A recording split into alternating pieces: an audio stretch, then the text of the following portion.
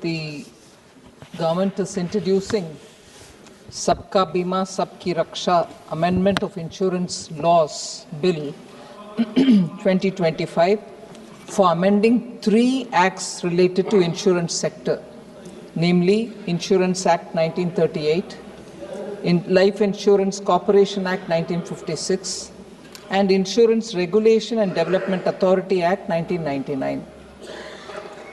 About 34 honorable members have spoken on this bill, and I thank each one of them. Many of them have gone into details of the bill and spoken about what this bill means to them. I will address their concerns, sir. What I would start off with is, sir, Insurance Act in this country, sir, since it was introduced in 1938, have seen 12 times amendments. From 39, just the next year after it was introduced, since then you have seen 12 times, and I'm saying 2015, there was no amendment even in 2014. So the amendments have had various character, and they are very reflective of the progress that the country is making. And to reflect the requirements, insurance requirement, the Act has been since amended. What I would like to highlight from among those various amendments, sir, in 1950 itself, 1950, 50 में, agents के ऊपर जितने भी हमारे माननीय सदस्यगण बात किए,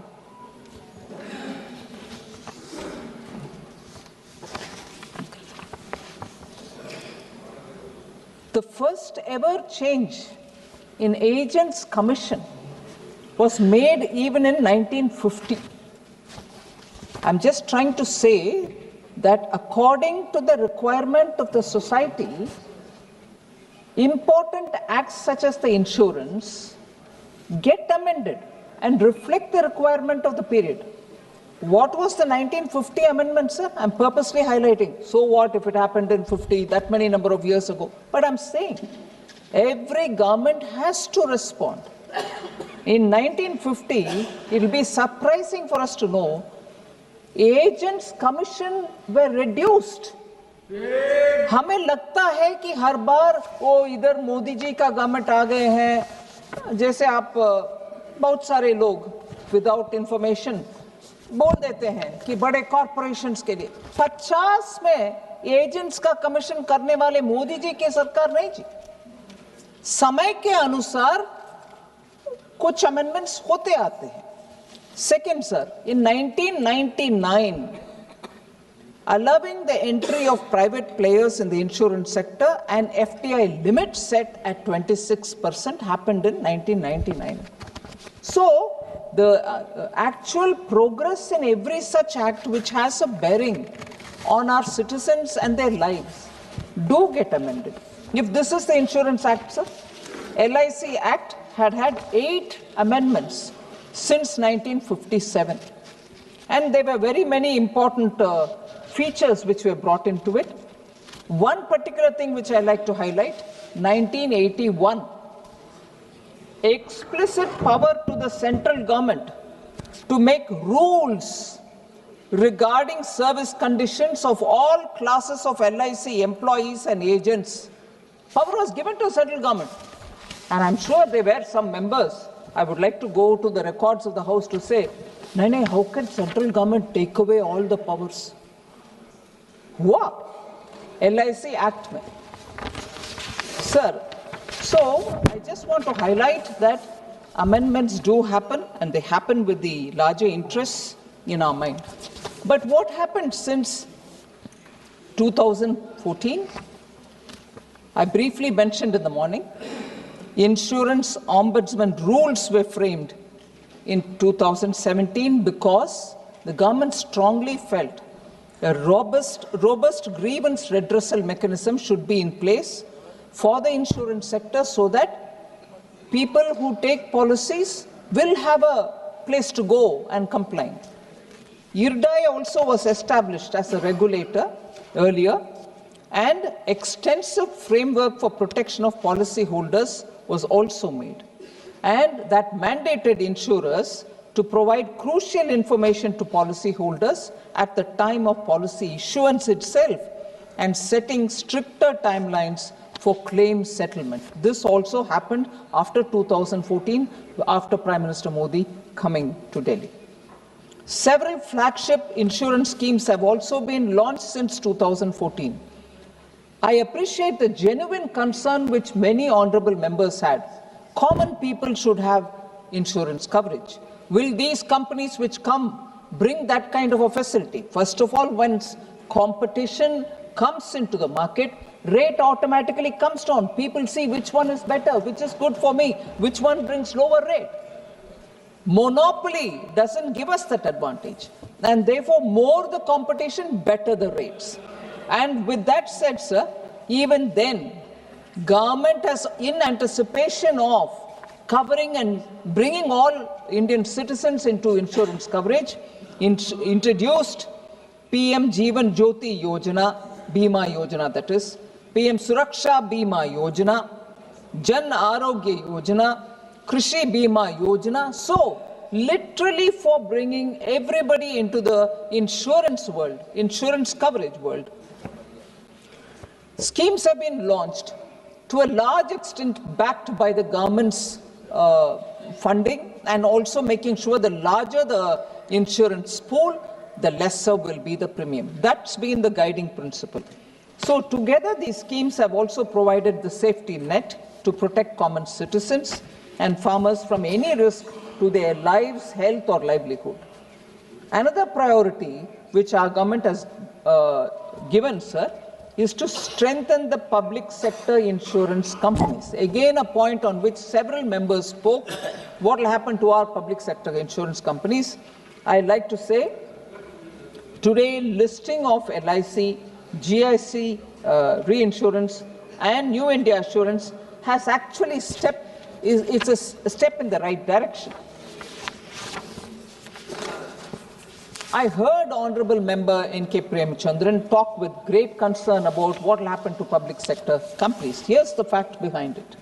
Since 2014, we are doing a lot of things to improve the ecosystem for insurance. Capital, very important point, sir. Capital to the tune of 17,450 crores have been infused into 3 public sector general insurance companies to strengthen their capital base. That was done by our government. As a result of these and other such measures, sir, LIC, GIC Reinsurance and Agricultural Insurance Company, which is AICIL, reported their highest ever profits last year. That's the kind of focused attention we are giving and infusing capital where they need so that they can compete better in the market. And they've also, and other companies, related such companies have also started turning profitable. But to attract global capital and technical know-how, the FDI limit had to be changed. FDI limit for insurance companies was increased from 26%, that 26% which I told you about earlier, which was brought in 1999 itself. So 26% 99 was increased to 49% in 2015. And from 49% to 74% in 2021. So foreign reinsurers were permitted to set up branches in India, thereby increasing the local reinsurance capacity while retaining their reinsurance premiums within the country. Repeatedly, I've heard several members saying, what will happen to the premiums paid by Indian citizens? Will that be taken away by the foreign companies? No. Even earlier, when foreign reinsurers were permitted to set a branch in this country, the money which has been collected as reinsurance premiums in this country are retained in this country. They are not allowed to take it out. Similarly, the FDI limit for insurance intermediaries was raised to 100% in 2019 to enable them to provide better advisory service to our citizens. So the presence and the kind of robust insurance sector environment that we've built up has resulted in positive outcomes. That is why even at the time of introduction, I did say this. Several members asked me questions about what was the number did you say? I'll repeat it for everybody's benefit. Number of insurers in 2014-15 were 53. But in 24-25, we have 74. Insurance penetration has increased close to 3.8%, whereas it was only 3.3. Insurance density, that is the average insurance premium paid per person in a year, was $55 in 2014-15. In 24-25, after 10 full years, it is $97 US.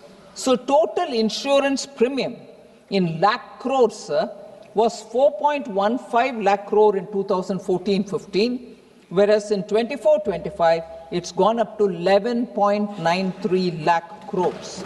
So it is showing improvement, and therefore the reflective policy making. Assets under management, again in lakh of crores, is 24.20 lakh crores in 2014-15, whereas in 24-25, that's gone up to 74.43 lakh crores asset under management. Sir, FDI limits for insurance company, now 24-25, before this bill, is at 74%. Insurance intermediaries is already at 100%. So you may recall, and through you I'd like to tell the members in the House, 56th GST Council meeting, which was held in September this year, unanimously agreed to remove GST on individual life and health insurance premium. There is now a 0% GST rate, which was earlier 18%. And in this very House, at least a year ago, you may recall, Honorable Speaker, there was so much of a debate saying, what's the GST Council doing? Why can't you bring it down? And I'm grateful to the GST Council. ये बहुत मांग थी सदन की, आपने इसकी मांग को माना, डिमांड थी। धन्यवाद सर। सदन की भावनाओं का आपने आदर किया। हाँ जी, थैंक यू। हाँ सर। हाँ?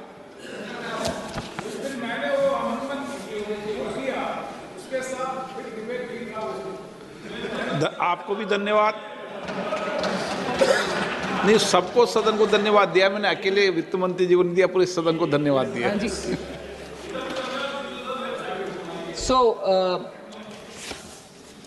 So this nil GST on individual health and life insurance is a significant tax relief, sir, that directly reduces the cost of premiums of policy holders, and the GST Council, through its instruments, are watching how it's playing out. There are, of course, comments from some people through the social media saying maybe the companies are increasing the premium, not giving the benefit, but even that is closely monitored by the GST Council and its Secretariat. So with the guidance of Honorable Prime Minister, sir, we have launched nationwide campaign, and this is an important fact that I'd like to inform the members about. Aapki Punji, Aapka Adhikar, which is your money, your right, to facilitate the settlement of unclaimed financial assets, including insurance claims, bank deposits, dividends, shares, mutual fund, and pension to the legitimate claimants. This drive was launched in October, sir, from 5th October. Almost 500 districts have had this camp. And this camp had participation of public representatives, district administrations, and also officials from the financial institutions. The insurance regulator... वित्त मंत्री जी, अपनी पूंजी अपना अधिकार जो आपने चलाया था कंपनी ने, उसमें बीमा भी थी, जमा पुराना पैसा भी था, उसके बारे में थोड़ा मेंशन कर देना। हाँ सर, ताकि माननीय संसद सदस्य अपने अपने इलाके में इस कार्यक्रम को करें। Sure sir. Sir, so this campaign sir 5th अक्टूबर से चालू, 500 डिस्ट्रिक्ट्स को हमने कवर कर दिया है। और उसमें, as I said, public representatives, district administration and officials from the banking institutions have all participated. Insurance regulator एक बीमा भरोसा for unclaimed insurance proceeds is also happening simultaneously. Unclaimed insurance policy को उनके legitimate claimants को, whoever is the inheritor, it has been given. First 2 months में ही, during this campaign, we were able to give unclaimed financial assets, not just insurance, shares, mutual fund, insurance, and deposits and so on, amounting to 2,000 crores to our common citizens. It went to the rightful owners, and this campaign continues. We'll be doing again one more round after completing all the districts, one round, so that more and more people who are remaining without information, either whether they have something to claim or they have something to claim, they don't know how to go about it. So this campaign has actually brought people together to claim their legitimate money. So I would request, sir, जैसे आपने बताया, आपके द्वारा सभी members को मैं request करना चाहती हूं कि अपने अपने कॉन्स्टिट्यूएंसी में इस विषय को प्रचलित करें और जिसके द्वारा unclaimed deposits or shares or whatever is lying should be claimed by the rightful owners. Please, I appeal to all members of parliament to, in your region, in your state, spread this news. We want to give the money back to the rightful owners. Sir, highlights of this bill about which the charcha has happened. When I highlight these points, many members' questions will be answered, but I'll just flag them and explain what they are. First of all, sir, we need to spread insurance awareness among people so that they can not only avail themselves of insurance to cover their risks, but also receive the legitimate dues. Jesse, I said what is happening in the campaign. So the policy holders education and protection fund, which is being created out of the penalties levied by IRDAI, will be used for this purpose. That will be definitely going only for building the awareness. Second, sir, better regulatory oversight of insurance companies' affairs will help ensure the orderly conduct of insurance business. This bill aims to bring that transparency. I will give you 1 or 2 examples to show what prevails now is not as transparent as we would like it to be, whereas what comes through this bill is to bring in greater transparency. Third, sir, we are introducing a one-time registration for insurance intermediaries that would ensure uninterrupted service to our citizens, promote ease of doing business for service providers, reduces regulatory delays, and also administrative compliance burden for intermediaries. Fourth point, sir, our country needs further capital infusion into the insurance sector, sir. This will ensure that we benefit both from better technology, world-class risk assessment models, and the best insurance products available anywhere in the world. The proposed removal of the upper cap on FDI in the insurance sector is a significant enabler in this process, despite many questions which were raised. But the more that opening up happens, it brings in better technology, better insurance products which we are not able to conceive of. So thereby we create a conducive business environment. Another point which will address the concern which Honorable Member N.K. Premchandran mentioned, we are standardizing the regulation making process by introducing standard operating procedure for regulation making and mandatory public consultation on all regulations by the Insurance Regulatory Authority to ensure that the process is consultative and transparent. That issue that you may fast track the route or whatever, or you take up the power for urgent or risk mitigating regulation and you're giving it all away to IRDAI is not well founded at all. We are standardizing the process. the regulation making and mandatory public consultations will bring in that necessary transparency. It is not really emboldening or giving more powers to the regulator. So as per the current provision, this is the point that I wanted to use as explaining where we are better off with this proposed bill. As per the current provisions, sir, intermediary licenses are directly cancelled when found violative of law. We are introducing suspension of intermediary license instead of direct cancellation, because that will provide time for compliance and allow the intermediary an opportunity to strategize, streamline operations, bring in greater transparency, that is during the period of suspension, so that he is given time to correct himself so that citizens can be better served.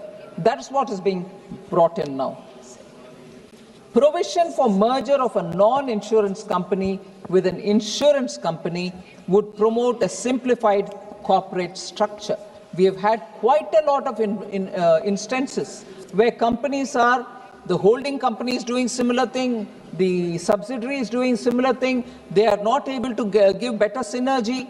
So this provision would bring to greater synthesize the parent and the holding company with their subsidiary, and both doing similar comparable assignments. Even earlier, sir, one of the points which I wanted to say, but now I'll say it, the legal requirement to seek prior approval of the regulator for transfer of share capital has been raised from 1% to 5%. What does this aim at? It aims to reduce compliance burden for insurers and for regulators, thereby promoting ease of doing business. Even earlier, for 1% prior 1% share transfer, they had to rush to the regulator. At least now it will be only when it is 5%, and therefore the ease of doing business comes in. Sir, reducing net owned fund requirement for foreign reinsurance branches from 5,000 crore to 1,000 crore would invite more reinsurers to come into this country for creating greater risk management, risk capacities that they would have, and would create a level playing field for the foreign foreign reinsurance companies in domestic tariff area as opposed to that which prevails in the foreign IFSC, because we want Indian citizens to get the same benefits as much as those who operate in the IFSC would be giving. So the central government may, by notification, apply with modifications or exempt the insurance intermediaries operating in any special economic zone, inclusive of IFSCA, from the provisions of the Insurance Act. This is only with particular, the exemption will be offered only in certain conditions, and this will only be aimed at getting more investments. But that is only after the application are scrutinized and the objective is kept intact. We are providing further, sir, autonomy to LIC. This is one of the important things which many of the members were talking about, but this point will address it. LIC will have greater autonomy. We are providing autonomy to LIC to open zonal offices and aligning compliance for its foreign offices with the laws and regulations which prevail in the respective jurisdictions. Now, even if they want to open one zonal office in an area where business is thriving, they will have to come to the government, seek the permission, the files move up and down, and then the permission is given, and then they go open, by which time months pass. Whereas if it is given to their own board, decision can be a lot more professionalized. That's one of the things which we are doing by the amendment we are bringing for the LIC Act. We are also empowering the regulator.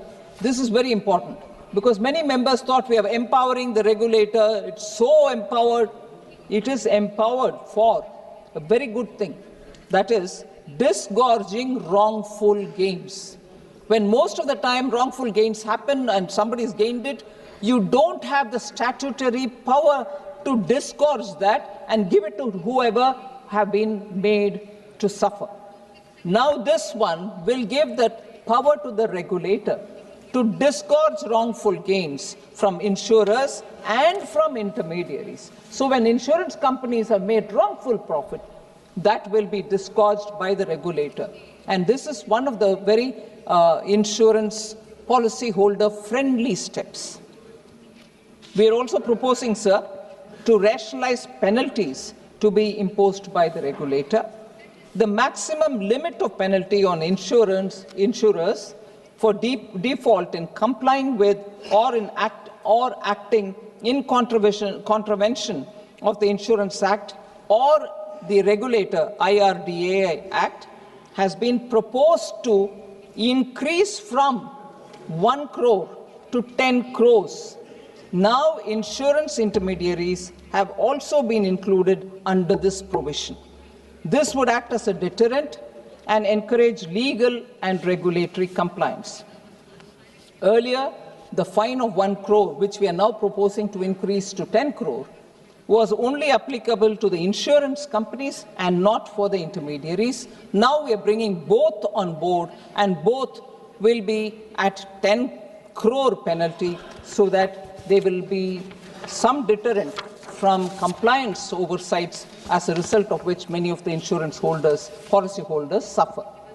And the last point, sir, which is the main feature, all these are the main features of this Act, and the last of the main feature is an entity, for instance, engaged in the business of insurance will have to categorically use the name insurance, assurance, insurance company in their names.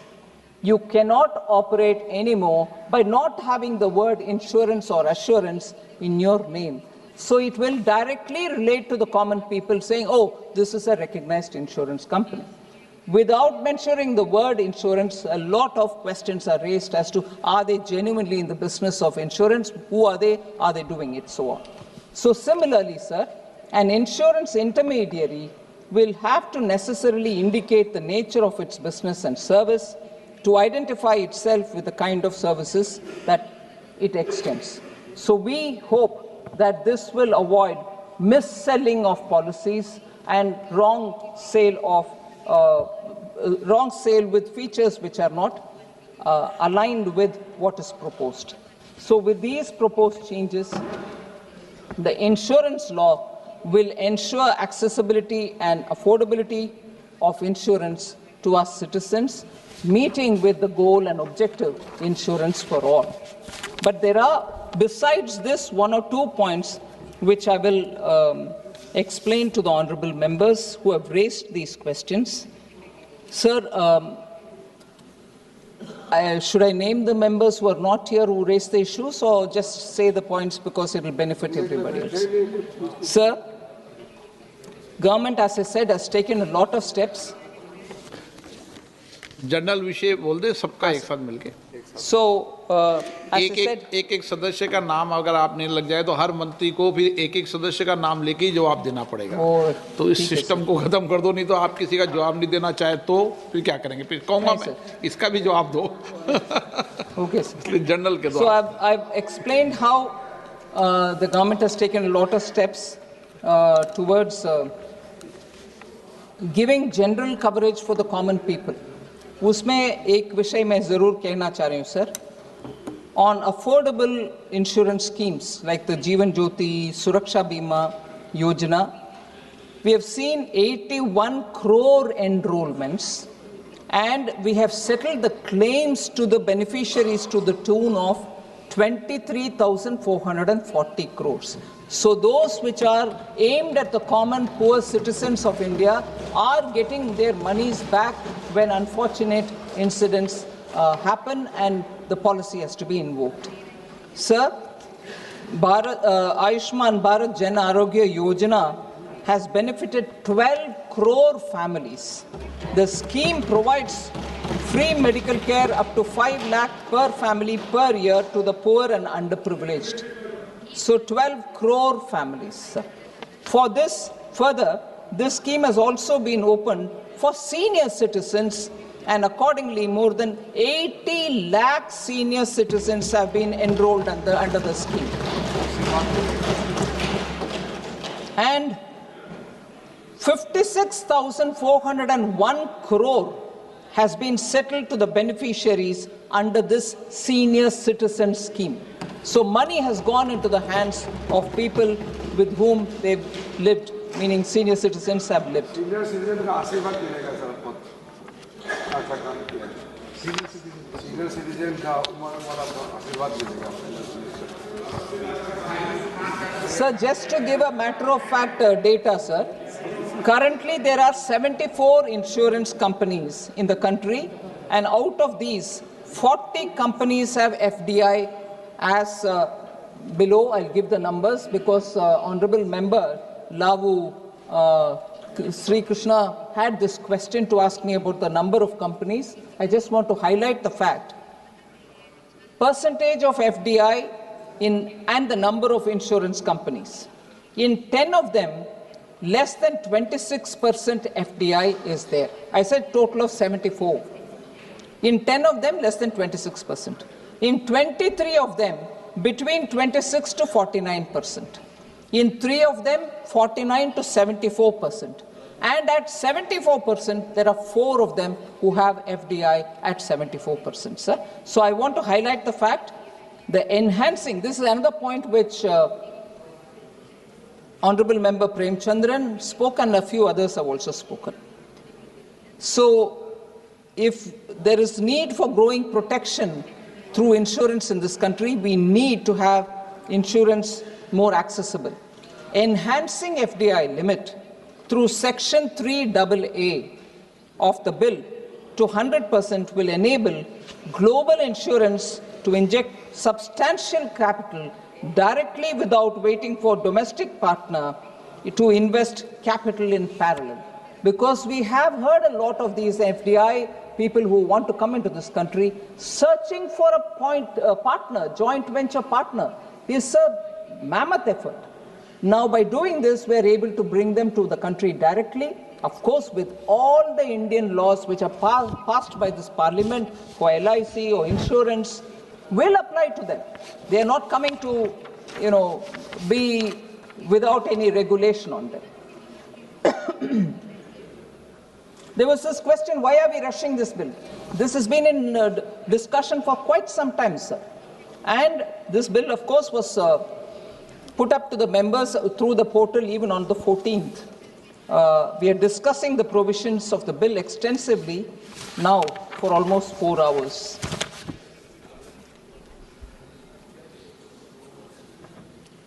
So, on the transparency point, I just want to highlight, all life and health insurance companies are required to calculate and publish their claims settlement ratios annually. It is a compulsion on them. This data is also collated and published by the insurance regulator in its annual report. So there is no way that the details will remain secretive. It is for us to use and look at their websites. Every quarter they keep updating it, particularly health and life insurance. Sir, I had given the data of different Bima Yojana, but there was a particular question about even does it cover the people of Uttar Pradesh? I want to answer to a member who was here. Jeevan Jyoti Bima Yojana, with a life insurance premium of 436 rupees annually, has 3.21 crore enrollments only in Uttar Pradesh. Wow. Similarly, Suraksha Bima Yojana, which is an accident insurance at 20 rupees per annum premium, 20 rupees, has 8.19 crore enrollments only in Uttar Pradesh. Ayushman Bharat Health Insurance, which is that 5 lakh health insurance, has 7.43 crore people, beneficiaries, 67 lakhs plus claims have already been settled only in Uttar Pradesh. 67 lakhs plus claims have been settled, Uttar Pradesh ka. और उधर 7.43 crore beneficiaries है आयुष्मान भारत का. PM फसल बीमा योजना उत्तर प्रदेश में 15 lakh plus farmers are covered under फसल बीमा योजना. हाँ, यूपी का अध्यक्ष है, so he can take it further.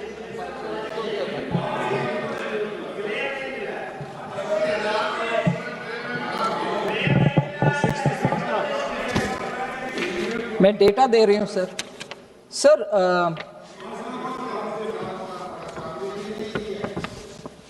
Sir, under the Fasal Bima Yojana, quite a few questions were raised. You know, it's not this, it's not that, it's not affecting. I just want to give the two options which are available for clarity's sake. Traditional Fasal Bima Yojana, where the insurance company bears the full claims and also retains all the premium. वो एक option है. दूसरा option है, it's called cup and cap model. There are two models under this particular thing. 80 to 110 or 60, 130. Under these, the liability on the insurance company is capped at a fixed percentage, either 110% or 130%. If the claims go beyond this limit, state government has to bear the additional liability. On the reverse, if the claims fall well below the certain percentage, 80 to 60, 80% or 60%, the difference will be between this threshold and actual claim ratio has to be borne and returned by the insurance companies. The states can make a choice. At the time of floating the tenders, they can choose whether they want to be in this or they want to be in that. उदाहरण के लिए, क्योंकि we have Honorable Member Supriya Sule ji, who normally comes with quite a lot of details when she asks a question. Maharashtra and Uttar Pradesh, हमारा अध्यक्ष जी हैं इधर, both operate Fasal Bima Yojana on the 80 to 110 cup and cap model. So that will be for the companies, insurance companies, to bear with the difference. So the concern about data protection, very legitimate concern, some members did raise about it. So I want to just say that this bill mandates the regulator or its authorized agencies to collect the KYC data of the policyholders. The collection of the data will be in full compliance with the provisions of the DPDP Act, that is the Digital Personal Data Protection Act.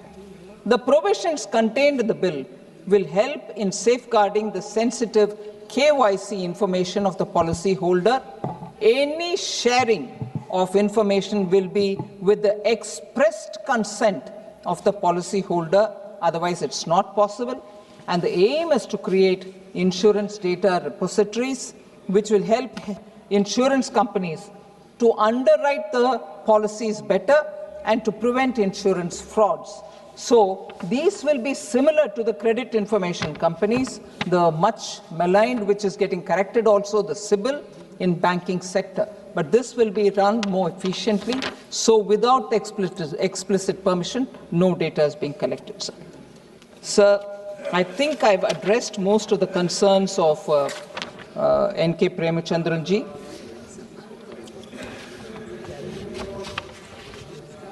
Sir, again a concern about insurance agents.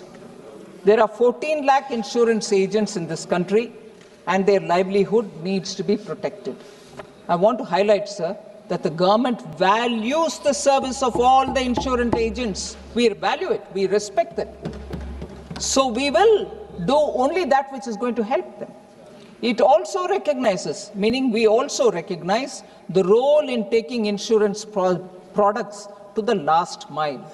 And that is why I want to thank Honorable Prime Minister in giving me a suggestion which we implemented in right earnest, and that is with the view to bring this initiative of LIC called Bima Sakhi. one of the most appreciated scheme which has benefited women. Honorable Prime Minister launched it in December 2024, where close to 2 lakh women have been trained and deployed as agents who can increase insurance cover and take insurance products to every household, and especially to cover women who are often left out of protection, of the protection net that the insurance schemes can offer. So on the insurance agents, we are with you, we appreciate your concern, we value them as well. Sir, government also recognizes the role of LIC. So we've heard quite a lot of members speak, and rightly, that LIC's role in development is huge. We need to protect it. Of course we want to protect it. We want to increase its reach. The government recognizes the role of the LIC, and it is through this bill that we are trying to empower LIC. That's why I explained, zonal offices, you don't need to wait for the government to give you permission. Go ahead. We are giving a lot of professional liberty to LIC, and this will actually mean LIC will have greater autonomy and in its operations and their capabilities. Clause 71, I think I've already explained. There was this question, sir, which is a very important point. I want to highlight this. Honourable member expressed certain misgivings about proposed amendments. Let me clarify, sir. This is an existing section. There is no attempt to dilute the said provision, Clause 71, Section 116. In fact, on the contrary, the proposed amendment brings in greater transparency. Therefore, the apprehensions of the member are unfounded. And I'd like to draw the attention of the honourable member, through you, sir, to Section 116 of the current Act, where there is no requirement for the central government to place notifications granting any such an exemption before the Parliament. As the law prevails today, there is no need for me to come and lay any details to the Parliament under Section 116. But what this proposed amendment is actually doing is it is inserting a subsection 2 to Section 116, where any such order passed by the central government shall be laid before each house of the Parliament. That's the insertion we are making. This is a measure to bring more transparency, and clearly the honourable member would certainly appreciate, and I hope that he will appreciate this, that the proposed amendment for making the executive more accountable to the legislator. That's what we are doing now by introducing that section. Sir, I come to my last 2 points. The draft amendment, states were not consulted, was one of the members' observation. Draft amendments were shared with all states and with all union territories in a letter dated 26/11/2024, 1 year ago. We have given that for their comments and suggestions. States were consulted. Extensive stakeholder consultations other than the states were also conducted with insurers, regulators, industry bodies, public, through the website of Department of Financial Services. So it will not be correct to say that we have not held stakeholder consultations. So I've mentioned about the money which was infused to make the companies now become profitable, and it has given them a lot of market reach. There was this concern, public sector is weakening, private companies are coming to capture the market. No, sir, we have constantly supported our own companies. I told about the 17,500 crores, 17,450 crores, which have been infused into these banks, into these institutions, that today they are all turning around and making profits, sir. So with these, I hope I've addressed all the concerns, questions raised by the honourable members, and I appeal to you that we pass this bill.